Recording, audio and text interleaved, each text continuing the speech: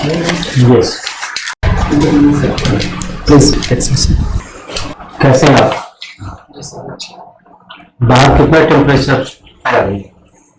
Sir अभी around मुझे sir 32 का लग रहा है। 32। यस। अभी हमारे प्रधानमंत्री जी बांग्लादेश में हैं। जी सर। क्या है वहाँ, किस लिए गए? सर एक अनुमान लगा सकते हैं क्या? हाँ हाँ बिल्कुल। सर 3 बिंदुओं के कारण है। सर पहला कारण ये है कि अभी बांग्लादेश का 50वां स्वतंत्रता दिवस मनाया जा रहा है, जहाँ पर चीफ गेस्ट के तौर पे गए। सर दूसरा कारण वहाँ पे मतंगा कोई समुदाय है जहाँ से उन्होंने मुलाकात भी की है अपने भारतीय लोगों से। सर तीसरा कारण ये है कि वहाँ पर जो सर्च लाइट ऑपरेशन हुआ था, जिसमें वहाँ पर जग बंधु बंग बंधु मुजीबुर रहमान जिन्होंने सपोर्ट किया था पब्लिक के लिए, उनकी एक जन शताब्दी में भी उन्होंने नाम दिया। ये बंग बंधु आपने कहा। जी सर। बांग्लादेश को आजादी कब मिली सर और किससे मिली? सर ये पहले पूर्वी पाकिस्तान था, ये पश्चिमी पाकिस्तान जो माना जाता था उससे आज़ादी मिली थी सर 1971 दिसंबर 1971 1971 बनी थी सर। वहाँ पर जब सर्च लाइट ऑपरेशन पश्चिम पाकिस्तान के तौर पे शुरू किया गया था, वहाँ की जो इलेक्ट्रिक बॉडी थी उसको मानने से मना कर दिया गया था और भाषाई दबाव भी बहुत बनाया जा रहा था कि जो बांग्लादेशी भाषा बंगला भाषा वहाँ पे उर्दू भाषा को अप्लाई किया जाए, इम्पोज किया जाए, इसके कारण से तो वहाँ जो बंग बंधु हैं उनकी हत्या हो गई थी क्या? माफ कीजिएगा, नहीं, हत्या हो गई थी और हमारे यहाँ बापू की भी हत्या हुई। माना यह जाता है कि अगर दोनों हत्या नहीं होती तो बांग्लादेश का स्ट्रक्चर अलग होता और भारत की भी संरचना अलग होती। आप क्या मानते हैं? जी सर, बापू की भी हत्या हुई थी और सर अब्राहम लिंकन की भी हत्या हुई थी और यहाँ पर बंगबंधु जी की भी हत्या हुई, जिससे बापू हत्या है। सर एक जो परिवर्तनकारी होते हैं उनके शत्रु बनना स्वाभाविक है सर, तो उनकी हत्या हुई। लेकिन सर उनका भी जो बलिदान गया वो सर ऐसे ही नहीं गया, उनको भी राष्ट्रपिता माना गया, उनको एक आदर्श माना गया और व्यवहार जो यथार्थ है वर्तमान में उसको आदर्श पाने के लिए सर लगातार कोशिश की जा रही है तो देश में वो, ताकि वो उनके आदर्श। गांधी जी की हत्या कब हुई? सर शहीद दिवस मनाया जाता है सर 30 जनवरी 1948 सर। गांधी जी जब भारत आए थे तो प्रवासी दिवस भी उससे संबंधित है। जी सर। ये कौन सा डे है? सर ये 9 जनवरी 1915 में सर उनका भारत में आना हुआ था सर। आपका हिंदी साहित्य ऑप्शनल है? जी सर। किसी काल को गांधीवाद से भी जोड़ा जाता है क्या? साहित्य के इतिहास में किसी कालखंड को जी सर गांधीवाद से भी जोड़ा जाता है? जी सर। जो 1918 से लेकर 1936 तक जो सर छायावादी हो गया वो सर गांधीवादी प्रभाव वहाँ पर देखने को मिलता है सर। अच्छा, कौन कौन रचनाकार हैं छायावाद के? सर छायावाद के प्रमुख 4 स्तंभ हैं। पहले स्तंभ में सूर्यकांत त्रिपाठी निराला जी हैं, दूसरे में सुमित्रा नंदन पंत जी हैं, तीसरे में महादेवी वर्मा जी हैं और चौथे में जयशंकर प्रसाद जी हैं सर। अच्छा, इन चारों में से किसी एक की कोई भी 2 रचना या कोई भी 2 लाइन सुनाइए। जी सर। जयशंकर प्रसाद जी की एक रचना है जिसका नाम है कामायनी, उज्जवल वरदान है चेतना का सौंदर्य जिसे सब कहते हैं। क्या मतलब हो इसका? सर जो प्रकृति है उसमें जो हमारे अंदर परिवर्तन है उसमें ही सुंदरता है।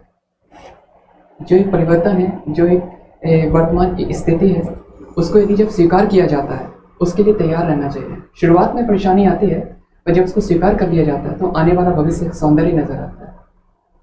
ये आप कहना चाहते हैं या प्रसाद ये कहना चाहते हैं? महादेवी वर्मा का नाम सुना है आपने? जी सर।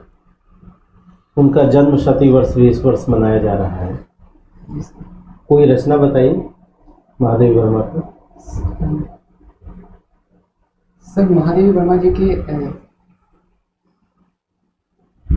माफ कीजिए सर, अभी याद नहीं। ठीक। अभी आपने कहा कि गांधी जी को एक आदर्श बनाया गया, तो समाज के लिए आदर्श जरूरी है क्या? जी सर। सर समाज के लिए आदर्श इसलिए जरूरी है क्योंकि आदर्श अंतिम लक्ष्य होता है सर 100%, और सर जो वर्तमान होता है वो सर यथार्थ होता है सर। तो यथार्थ को आदर्श की तरफ हमेशा अप्रोच करते रहना चाहिए, तभी सर एक नई दिशा बनती है। और कहीं ऐसा तो नहीं कि जो भी आदर्श बनाया जाता है वो वास्तविक होता ही नहीं है, हाइपोथेटिकल बातें होती हैं, वो एग्जिस्ट ही नहीं करता, ऐसा तो नहीं है। जी सर, गांधी जी ने इरविन के समय कहा था, जब सेकेंड राउंड ऑफ टेबल में आए थे, उन्होंने कहा था कि गांधी गलत हो सकते हैं, गांधी मर सकते हैं, लेकिन गांधीवाद नहीं मर सकता। जो उनके विचार थे सर, वो आदर्श थे। गांधी जी में जैसा वह भी स्वीकार करते हैं कि मुझ में कुछ कमियां होंगी, लेकिन जो उनके विचार थे, जिसमें कहा जाता था अहिंसा है, जिसमें कहा जाता था अहिंसा कायरता नहीं है, सत्य है, सत्यनिष्ठा है, ईमानदारी है, और देश के लिए, यदि राष्ट्र के लिए, जन जन तक लोकतंत्र की भागीदारी है, सर ये आदर्श थे सर, जिनको प्राप्ति अभी भी जाती है। तो गांधी जी ने जो किया हमें उसको फॉलो करना चाहिए, या गांधी जी ने जो कहा हमें उसको फॉलो करना चाहिए? जी सर, गांधी जी का जितना भी जानकारी मिलती है वो आज़ाद भारत के पहले मिलती है। उन्होंने जो भी किया सर, उन्होंने जो भी किया, तो मेरा प्रश्न समझ गए आप? जी सर। मतलब एक जो गांधीवादी आज के समय में होगा उसको ये बात सोचनी चाहिए कि अगर गवर्नमेंट न माने तो हम हिंसक तरीके से भी गवर्नमेंट का विरोध करें। सर ये स्थान और समय के अनुसार निर्भर करता है सर। जैसे इंडिया में सर पॉसिबल नहीं है, क्योंकि इंडिया में इलेक्टेड बॉडी है सर। 5 साल बाद यदि आपको नहीं आता, अपनी सरकार को बदल सकते हैं। लेकिन कुछ ऐसे क्षेत्र हैं सर, जैसे कि नॉर्थ कोरिया, यदि वहाँ पर नहीं किया जा सकता तो सर लोग विरोध करते हैं। जैसे इन क्षेत्रों में विरोध होता है, सीरिया में विरोध होता है, अहिंसक भी होता है, हिंसक भी होता है सर, गवर्नमेंट के खिलाफ सर। ईरान में विरोध हुआ था, जब इराक में विरोध हुआ था सर, सद्दाम हुसैन के खिलाफ सर, तो तब से विरोध होता है। मान लीजिए आप तो गवर्नमेंट की तरफ से रहेंगे, मानना क्या है, मान लीजिए पूरी तरीके से मानिए, और पब्लिक हिंसक हो गई विरोध करने में, तो आप उनको कैसे समझाएंगे कि आप ये जो कर रहे हैं ये गांधीवादी है, ऐसा कहेंगे? या आप कहेंगे कि गांधी जी हमारे, चूंकि हमारे आदर्श हैं, उन्होंने तो ऐसा करने को कहा नहीं, आप ऐसा कर रहे हैं? या आप कहेंगे कि गांधी जी ने वही कहा है जो आप कर रहे हैं? क्या कहेंगे? जी सर, यदि मुझे सेवा का मौका मिलेगा तो सर राष्ट्र के अंदर ही मिलेगा सर, अपने देश के अंदर मिलेगा। तो सर लोकतंत्र में सर, यदि मैं भारत के लोकतंत्र की बात करूँ तो भारत का लोकतंत्र बहुत मजबूत है सर। तो इस लोकतंत्र में सर उनको रोका जाएगा, क्योंकि आर्टिकल नंबर 19 पूरी तरह आज़ादी नहीं देता अपने एक्सप्रेशन से। यदि जनता को रोका जा रहा है, क्योंकि सर हिंसा की अनुमति नहीं दी जा सकती, क्योंकि एक की हिंसा सर दूसरे की परेशानी बन सकती है। जरूरी नहीं है किसी के एक के बात के कारण सर सबको परेशानी किया जाए, उनको रोका जाएगा सर, इसमें कोई दो राय नहीं। अच्छा, महोबा में कोई टेम्पल भी है क्या बहुत फेमस? सर महोबा सर एक टेम्पल है सर, खकरा मठ है सर। अच्छा जी सर। और कोई टेम्पल? सर शिवटांडव है, चंद्रिका देवी है, माँ चंद्रिका देवी। कोई सन टेम्पल भी है क्या? एक सूर्य मंदिर है सर। कौन सा है? सर रोहिला में एक गांव है सर, वहाँ पर है सर। बता सकते हैं कि किसने बनवाया होगा इसको और कब बनवाया होगा?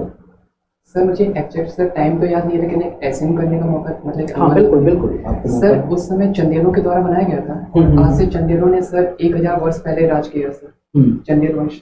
तो मेरे ख्याल से सर 900 से 1000 के बीच में बनाया गया होगा सर। 900 से 1000 क्योंकि उसी समय चंदेलों का राज रहा है। कुछ स्टाइल वगैरह भी पता है, किस स्टाइल का टेम्पल है, कौन सी शैली है उसकी, ऐसा कुछ पता है? सर यदि उत्तर भारत में मनाया जा रहा है तो सर नागर शैली होगी। नागर शैली होगी? हाँ सर। ये कंफर्म है या गेस कर रहे हैं? सर मैं बहुत छोटा था तब मैं अपनी मदर के साथ गया था, मेरी मदर तब से सही है। प्रतिहार शैली तो नहीं है? नहीं सर, माँ के लिए सर। अच्छा ठीक है।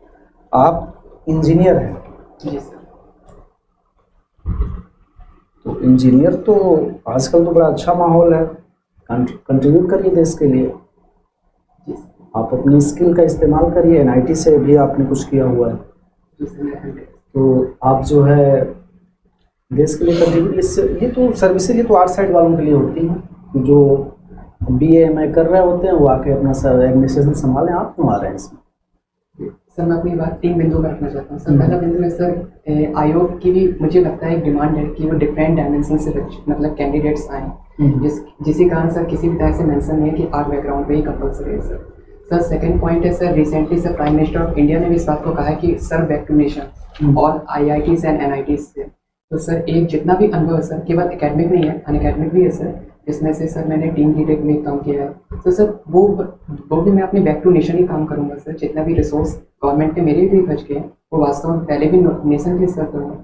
तीसरा सर कारण ये है सर, यदि मैं इस सिविल सर्विस में आता हूँ सर, मुझे जनता से इंटरफेस करने का मौका मिलेगा और सर एक मुझे अपने जीवन में स्टेबिलिटी भी मिलेगी। ये बात तो ठीक है, लेकिन आपकी जो ग्रेजुएशन की डिग्री है, जो आपने वो अपनी एनर्जी लगाई और गवर्नमेंट की एनर्जी लगी और जितनी भी संस्थाएं थी सबकी एनर्जी आप पे लगी, उसका आउटपुट क्या निकला?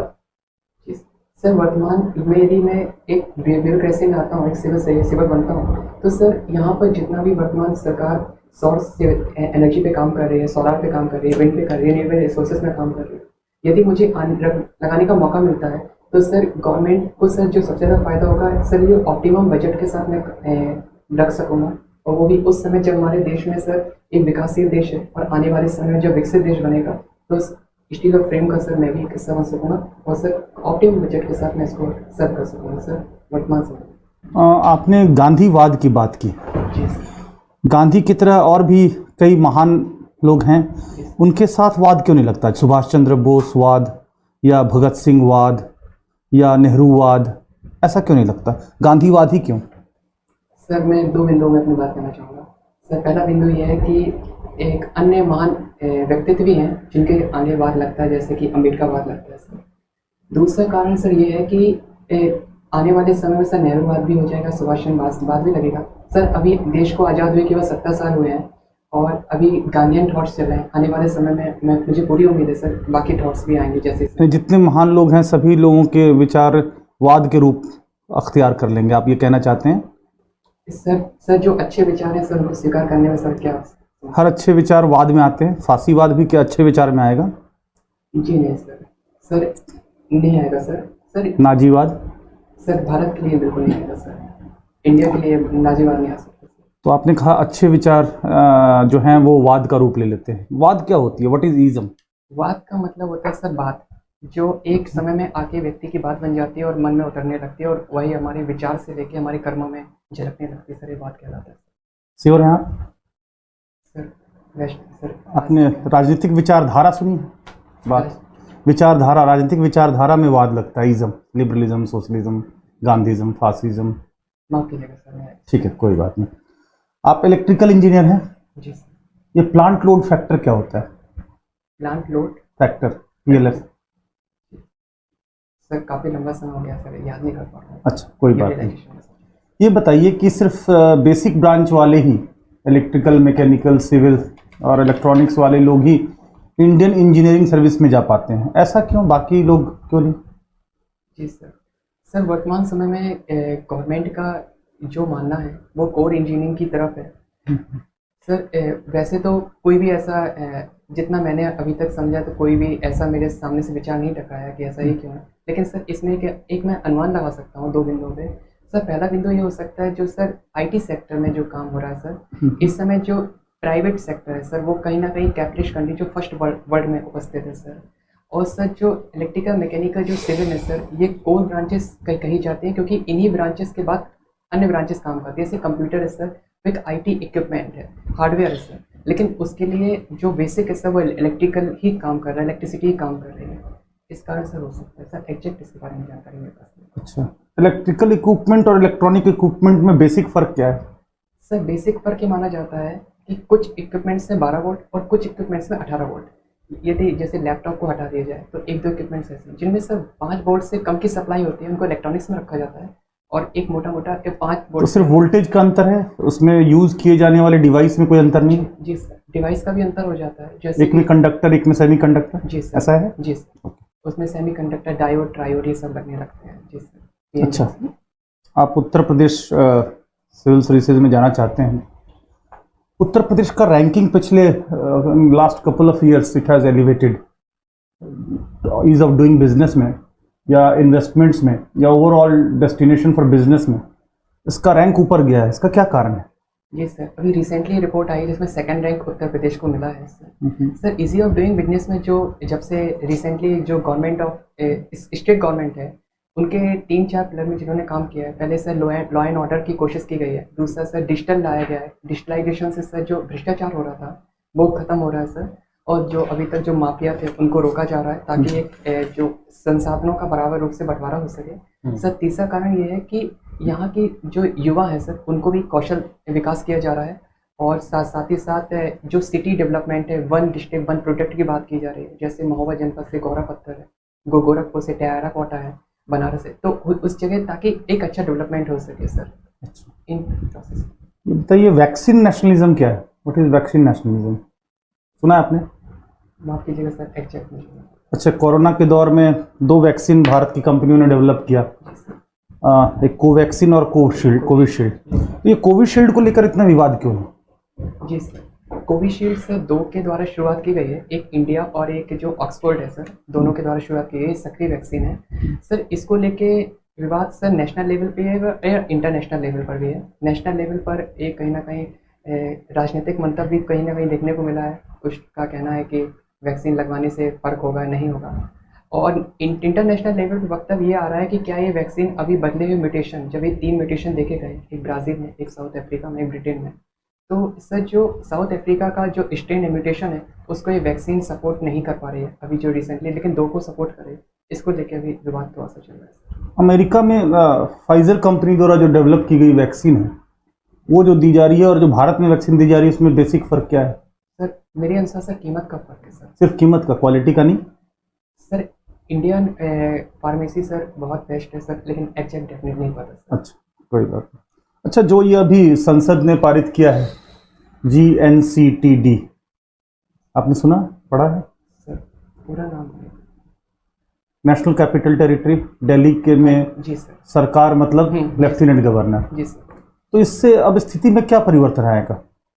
जी सर, अभी रिसेंटली कुछ महीना पहले जब सुप्रीम कोर्ट ने कहा था कि जो LG सर हैं वो केवल 2 की बात मान सकते हैं, या तो राष्ट्रपति को अपनी बात भेजेंगे या फिर इलेक्टेड बॉडी उनकी बात मानेंगे, लेकिन रिसेंटली जो अमेंडमेंट किया गया उसमें बोला गया कि लैंड, पुलिस और पब्लिक ऑर्डर के अलावा जितने भी सब्जेक्ट यदि कुछ भी बनाया जाता है तो एक बार LG सर से भी सराह लेने की ज़रूरत होगी।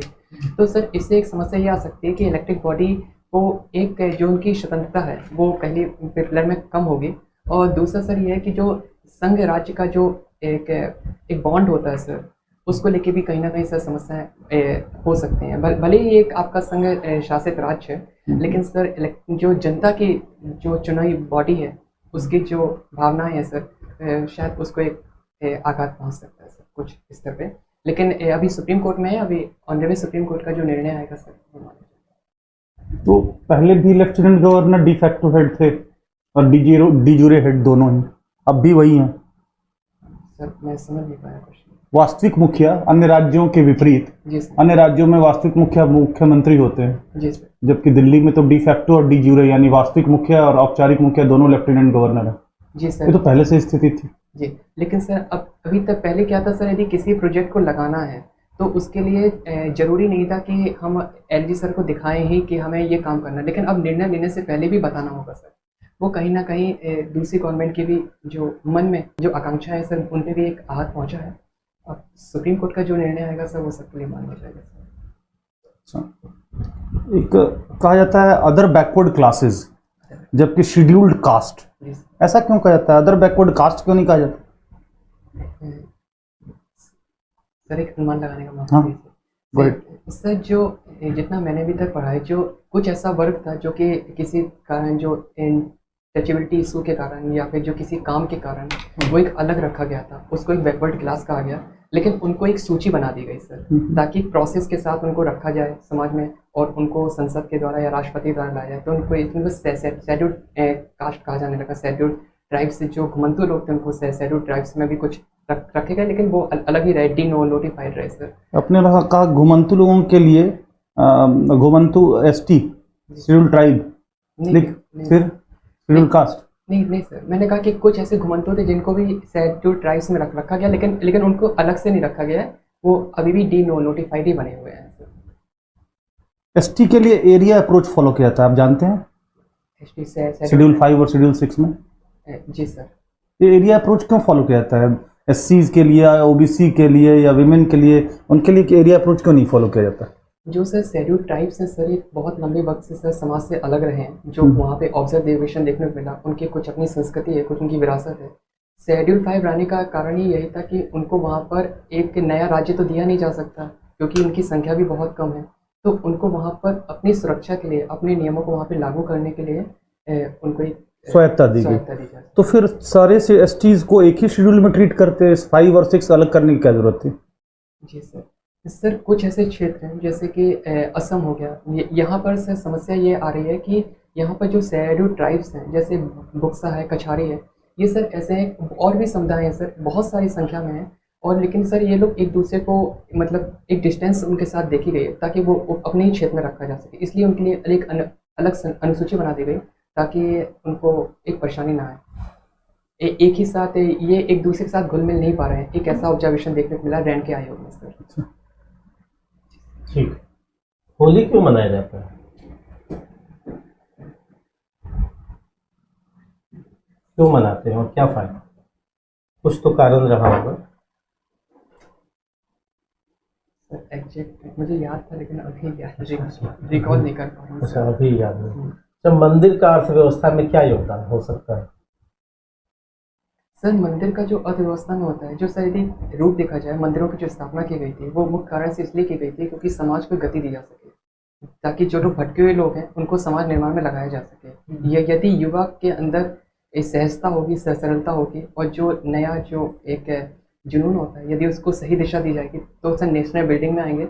यदि उसी जगह यदि युवा यदि गलत रास्ते में भटकेंगे तो सर चोरी हो सकती है, डकैती हो सकती है, तो हमारा सर लॉस होगा सर। और वही युवा सर एक अच्छी दिशा में जाएंगे तो तो सर मंदिर से क्या होगा? अर्थव्यवस्था में गतिशीलता आएगी। जी सर, वहाँ पर यदि युवा सही दिशा में होंगे तो सर उनके अंदर कौशल होगा सर, वो सर अपने खुद के रोजगार होंगे, एक सर मतलब गलत रास्ते में नहीं होंगे। और जब सही रास्ते में होंगे तो गवर्नमेंट को भी उनकी जगह उनको रोकने के लिए अनावश्यक खर्च नहीं करना होगा। और दूसरी बात है वो भी अपनी जगह से अपने नए रोजगार, नई दिशा देके सर मंदिर से युवा सही रास्ते पे होंगे, इसको एक्सप्लेन करिए। विद्यालय से होंगे, मंदिर से होंगे?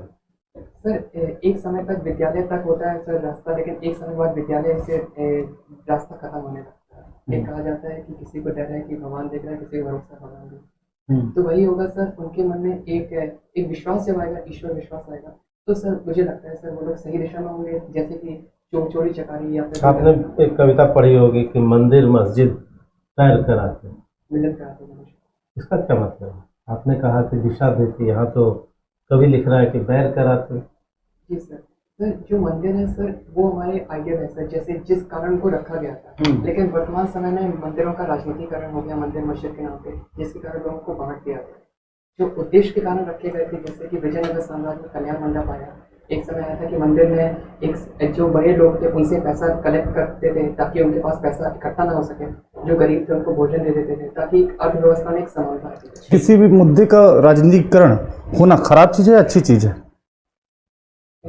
राजनीतिकरण खराब, आपने कहा राजनीतिकरण हुआ। सर अच्छा भी हो सकता है सर, खराब भी हो राजनीतिकरण होता क्या है? सर राजनीतिकरण ये होता है कि सर किसी भी मुद्दे का राजनीति में जो अभी तक सामाजिक मुद्दा था जिसको सॉल्व किया जा सकता था, उसको राजनीति की मुख्य विचारधारा में लाना है। तो राजनीतिक दलों को या लीडर्स को यह हक नहीं होना चाहिए कि सामाजिक मुद्दों और जन मुद्दों को उठाएं? सर होना चाहिए, लेकिन सर कभी कभी सर लीडर अपने हित के कारण उन मुद्दों को उठा देते हैं और इसका एक बहुत बड़ा प्रभाव इस समाज में देखते हैं। तो इसकी क्या गारंटी है कि बाकी समाज के लोग अपने हितों के लिए इसको ना उठाएंगे? सिर्फ राजनीतिज्ञों पर ही ऐसा शक क्यों? क्योंकि सर जैसे सर बाकी मुद्दे बाकी लोग भी उठाते हैं, लेकिन राजनीतिक पर इसलिए कहा जाता है क्योंकि एक दिन वो भी सर मेन मशीनरी का पार्ट बनते हैं जो कि गवर्नमेंट रूल करती है सर। और अगर मैं यूँ कहूँ कि महिलाओं के मुद्दों का राजनीतिकरण नहीं किया जाना चाहिए, उसको घर के अंदर ही कैद रखना चाहिए इस मुद्दे को भी, तो सही होगा? गलत होगा सर। तो फिर इसका राजनीतिकरण सही है? इस सर कुछ मुद्दों पे सही है सर, जैसे कि विपक्ष के नाम पे कहा जाता है कि 33% आरक्षण लाना चाहिए, लेकिन उसी जगह जब ऑनरेबल सुप्रीम कोर्ट जब सबरीमाला मंदिर में महिलाओं को एंट्री देने की अनुमति देते हैं, तब कुछ विपक्ष इस बात पर बोलते हैं कि ये मुद्दा गलत है, कि ये धर्म का मुद्दा है, तब ऐसे। अच्छा, दर्पण क्या चीज़ है? दर्पण से क्या समझते हैं आप? दर्पण तो दर्पण तो एक आईना कहा जाता है। एक्सप्लेन करिए, आईना क्या चीज़ है? आईना वो है जो हमें सर हमारी हकीकत बिना बोले हमें बता दे कि हम हैं क्या। हकीकत से क्या आशय है आपका?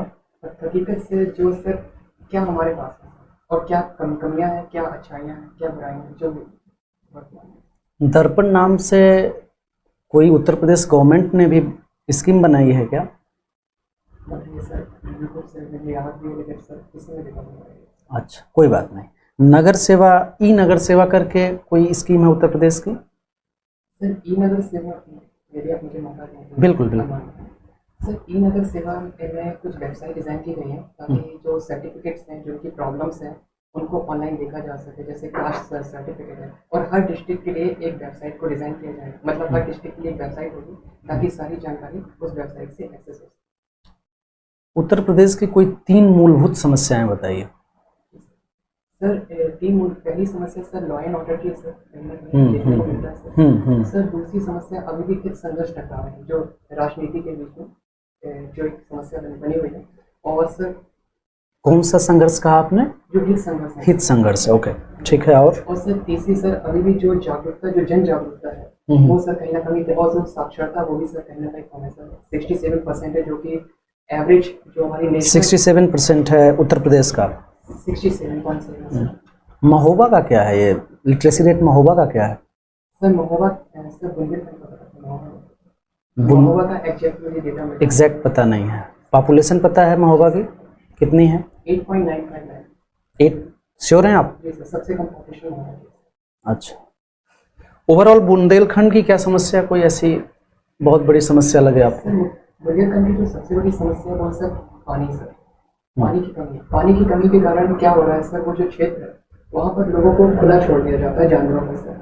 तो जानवर क्या होते हैं सर, दूसरों के खेतों में चले जाते हैं, जिसको अन्ना प्रथा कहा जाता है। और सर वो क्या करते हैं, वहाँ के जो खेत की जो सब्जी वगैरह होती है उनको खा डालते हैं, तो जिसके कारण किसानों को भी समस्याएं आती हैं। और सर दूसरी समस्या ये है कि आज आज़ादी के बाद से सर जो 70 वर्ष हो चुके हैं, एक बुंदेलखंड राज्य की दर्जा की बात की जा रही है, लेकिन दर्जा मिल नहीं सकता, जो मिलना चाहिए लेकिन मिल नहीं सकता सर। अभी मिलना चाहिए लेकिन मिल नहीं सकता सर वर्तमान समय में। उसकी बात की जा रही है, लेकिन उसके लिए कोई विशेष पैकेज नहीं लाया गया। लेकिन अभी रिसेंटली एक माननीय मुख्यमंत्री जी की मदद आप कैसे करेंगे अधिकारी बन के? ये उत्तर प्रदेश में ऐसा कौन सा क्रांतिकारी कदम आप उठाना चाहते हैं जिससे माननीय मुख्यमंत्री प्रदेश के लिए अच्छा कार्य कर सकें? जी सर 3 पिलर में काम किया जा सकता है। पहला पिलर होना चाहिए कि हमारे पास डेटा एक्यूरेसी होनी चाहिए सर।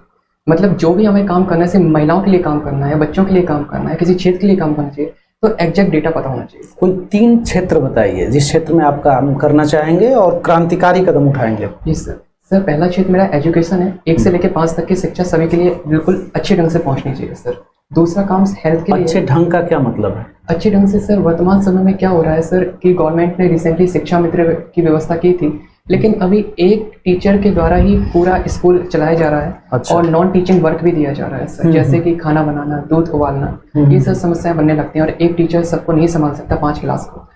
और सर दूसरी जो समस्या देखी जा रही है सर हेल्थ की सर, अभी भी अस्वच्छता, जहाँ पर पानी नहीं पहुँचा वहाँ पे स्वच्छता की तो बात ही नहीं की जा सकती सर, क्योंकि सर पानी पहुँचना जरूरी है सर, बेहतर पानी, लेकिन अभी पहुँचाया जा रहा है, गवर्नमेंट के लिए काम किया जा रहा है। या फिर जल शक्ति मंत्रालय का निर्माण करना, नल से जल पहुँचना, शहरी जल 2026 तक पहुँचाना काम किया जा रहा है। जो तीसरी समस्या, चलिए ठीक है, पहला हो गया, बाकी 2 बताइए सर। दूसरा सर स्वास्थ्य के लिए, तीसरा सर इन्वायरमेंट के लिए सर। इंजीनियर्स डे कब मनाया जाता है? सर 15 फरवरी। और किन के लिए, क्यों? श्री विश्वेश्वरैया जी के लिए बनाया जाता है। क्या योगदान है उनका? सर एक अनुमान चाहिए सर, उनके द्वारा एक प्लान इकोनॉमी की बात की गई थी 1934 में, और उनके द्वारा कोई शायद एक डैम की भी बनाया गया था, मुझे एग्जैक्ट याद नहीं आ रहा सर। अभी कहीं कहीं चुनाव भी हो रहा है। जी सर। कहाँ कहाँ हो रहा है? सर बांग्लादेश और असम में सर आज पहला चरण की शुरुआत। बांग्लादेश में? सॉरी वेस्ट बंगाल सर, 2 ही राज्यों में हो रहा है सर। एक राज्य और है सर तमिलनाडु, लेकिन अभी शुरुआत हुई है। मुझे आज से सर 2 जगह ही शुरुआत हुई है सर, असम से और पश्चिम बंगाल से। अच्छा, आपके व्यक्तित्व में ऐसा क्या गुण है कि एक बेहतर प्रशासक आप हो सकते हैं? जी सर, मेरे व्यक्तित्व में सर 4 खूबियाँ हैं सर, जो एक प्रशासक के लिए ज़रूरी है सर। पहली सर खूबियाँ है सर, मुझे मल्टी डिसिप्लिनरी वर्क पसंद है, मुझे मल्टीपल अप्रोच पसंद है और मैं उन बैकग्राउंड में काम कर सकता हूँ सर। दूसरा सर, मैंने अपने कॉलेज लाइफ में जितने भी लीडरशिप प्रोग्राम किए हैं उनको अंतिम समय तक पहुँचाया है, और बीते कुछ समय से मैं अपनी सिविल की तैयारी कर रहा हूँ, जो कि धैर्य का काम है, जो कि सिविल सेवा के लिए भी चाहिए, जो मुझ में धैर्य है। दूसरी बात सर, तीसरी बात ये है कि जो सिविल सेवक को चाहिए सर, ईमानदारी, सत्यनिष्ठा और सोसाइटी से जो एक इंटरफेस हो सके सर, मुझे लगता है सर वो मुझ में है। और सर चौथा है सर, एक हल्का फुल्का सर शांत मन का होना चाहिए, जिस मतलब हर बात को बुरा ना मानना, ऐसा मुझ में लगता है कि मुझे क्या नहीं है? सर सिविल सेवा के लिए सर हाँ हाँ। सर मुझे तो लगता है कि जितने भी मानक होने चाहिए, एवरेज मानक मुझ में है, एवरेज स्टैंडर्ड। पर हाँ, यदि मुझसे बेहतर यदि और कोई आपकी नज़र में होंगे तो निश्चित तौर पे आप उनको देंगे सर। मुझ में मैं सर नेक्स्ट टाइम भी अटेंड। ठीक है, ठीक, धन्यवाद धन्यवाद। Thank you sir.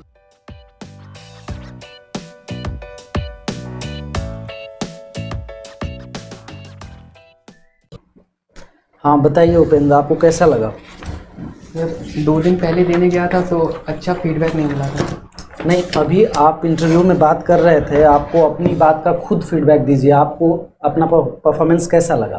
3 जगह कमी आ रही है। कहाँ पे? पहली बात है कि टंग स्लिप हो जा रही है, जैसे अच्छा। कि बांग्लादेश बोल दिया, नहीं वो बोला, कोई बात नहीं। और जगह। दूसरी बात है सर, मुझे लगता है कि सर थोड़ी बहुत नॉलेज की कमी हो जा रही है, जैसे कि जो टर्म कई बार सुनने से राजनीतिकरण बात, मुझे लगता है शायद मैं पूरी अच्छे से नहीं कर पा रहा हूँ। और तीसरा है कि कई आंसर डर के कारण नहीं दे पा रहे। जैसे सर ने पूछा महादेवी वर्मा जी की स्मृति की रेखा, ये सब उस समय याद था सर, अब सामने से एक डर था। जो 3 में कमी नजर आ रही है। आगे सर आप बताइए सर कहाँ पे क्या है? देखिए, मेरी तरफ से बाकी सब ठीक है। आपको किसी ने बताया है क्या कि हाथ ऐसे रखे रहिएगा हमेशा? सर मैंने कुछ यूट्यूब में वीडियोस देखे थे तो उन्होंने कहा था कि हैंड मूवमेंट जितना रिस्ट्रिक्टेड हो, लेकिन मतलब इतना भी नहीं कि ऐसा लगे कि चिपक गया है हाथ। ठीक है, ऐसा मतलब रिलैक्स रहिए। वो बुरा नहीं लग रहा है, लेकिन आपके उसमें ऐसे लग रहा है जैसे कि किसी ने आपको डायरेक्ट ही किया है कि एकदम ऐसे ही रखे रहिए ऐसे करके। अच्छा, थोड़ा बहुत हल्का फुल्का हो जाए, मतलब वैसे ही रहिए, थोड़ा बहुत रिलैक्स रखिए उसको, कोई वो नहीं है। मतलब ये ना लगे कि जानबूझ के चिपकाया हुआ है, ऐसा नहीं। एक रिलैक्स मोड में रहना चाहिए। बाकी चीज़ें शुरुआत में आपने आई कांटेक्ट नहीं रखा था, बाद में लेकिन आप करने लगे। प्रश्न कोई एक भी पूछे तो आप थोड़ा सा एड्रेस सबको कर दीजिए, हल्का ही सही। शुरुआत में थोड़ा सा डर भी लगता है। सबको एड्रेस नहीं किया था। वो थोड़ा सा डर जो आप बता रहे हैं ना, वही फैक्टर हो सकता है। सर एक प्रॉब्लम ये थी कि जब आ रहा था थोड़ा वीडियोस वगैरह देखे थे तो उन्होंने कहा था कि आप जो मैन हेड में बैठे हैं तो उनको गुड इवनिंग कीजिए, बाकी सब एक तरफ देख लीजिए। तो सर इस कारण ऐसा हुआ, वरना वैसे सबको एड्रेस करना ठीक होता है। सबको एड्रेस ठीक है सर। मैं नेक्स्ट टाइम नहीं, एक ही बार बोलिए वो ठीक है, लेकिन आपकी नज़र घूम जानी चाहिए, सबको ये फीलिंग हो जाएगा कि सबको कर रहे हैं आप। जी सर। एक बात और कि आप जैसे आपने बोला शांत हैं आप, ये बात अच्छी है, but you should take your time to answer. मतलब आप थोड़ा समय लीजिए, एकदम तुरंत ट्रेन नहीं छूट रही है, थोड़ा समय लीजिए। वो उससे गलतियां या स्लिप ऑफ टंग जो है वो नहीं होगी, है ना। थोड़ा सा समय लीजिए, 5 सेकंड तो ले ही सकते हैं। जी सर। तो पॉलिसी वगैरह देख लीजिए आप। बहुत बेसिक पॉलिसी मैंने पूछी थी उत्तर प्रदेश की। अब वो सरकारी वेबसाइट पे उत्तर प्रदेश गवर्नमेंट पे सारी पॉलिसीज हैं, आप एक बार उसको घर पे जाके देख लीजिए। कंपाइलेशन था मेरे पास, लेकिन एक होता सर डर के कारण भी कभी कभी भूल जाते हैं। लेकिन वैसे औसत रूप से आपका तो अच्छा है। औसत रूप से अच्छा मतलब बढ़िया है। हाँ, बढ़िया है। और एक तो ये है कि आप तनाव नहीं लेते, मुस्कुराते हैं। हाँ, तो अच्छी बात है। और ओवरऑल मतलब फेस का एक्सप्रेशन, आंखों का एक्सप्रेशन कॉन्फिडेंस में है। हाँ। कोई वैसा नहीं, कोई बुरा नहीं है। और औसत रूप से आपने दिया है जवाब, है ना, तो होना चाहिए, बिल्कुल होना चाहिए। ठीक है उपेंद्र जी, बिल्कुल होगा। और आपका सिलेक्शन होना चाहिए। इंटरव्यू में तो आपका अच्छा मार्क्स आना चाहिए। Thank you sir. सबसे अच्छी बात है कि तनाव मुक्त हाँ, आप तनाव देते मुक्त। हैं। बिल्कुल और मिलना चाहिए, एवरेज से अच्छे मिलने चाहिए। हाँ।